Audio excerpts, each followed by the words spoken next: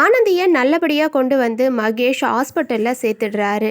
Doctor ஆனந்திய பார்த்த உடனே shock ஆகுறாங்க. எதுக்காக டாக்டர் ஷாக் ஆகுறாங்க அப்படிங்கிற விஷயத்த தெரிஞ்சுக்கிறதுக்காக மகேஷ் டாக்டர்கிட்ட பேசி ஆனந்திக்கு என்ன பிரச்சனை அப்படிங்கிறத தெரிஞ்சுக்கிறாரு. கண்டிப்பாக மகேஷ் இந்த உண்மையை அன்புக்கிட்ட சொல்லியே ஆகணும். அன்புக்கு இந்த உண்மை தெரிஞ்சாதான் மகேஷும் அன்பும் சேர்ந்து தான் ஆனந்தியோட இந்த நிலைமைக்கு காரணம் யார் அப்படிங்கிறத கண்டுபிடிக்கணும். மகேஷுக்கும் இந்த விஷயம் தெரியாது. ஏன்னா இது நடக்கும்போது அவரும் மயக்கத்தில் தான் இருந்தார். மித்ரா ஒருத்திக்கு மட்டும்தான் இந்த உண்மை தெரியும். மித்ரா கண்டிப்பாக இந்த உண்மையை யார்கிட்டையும் சொல்லவும் இல்லை, இனிமேலும் சொல்ல மாட்டா.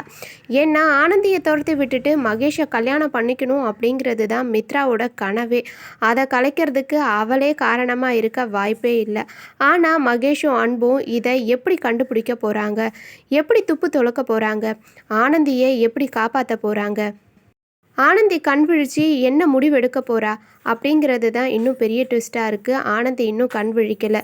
அன்பு வேற ஆனந்தியை தேடி அலைஞ்சிக்கிட்டு இருக்காரு.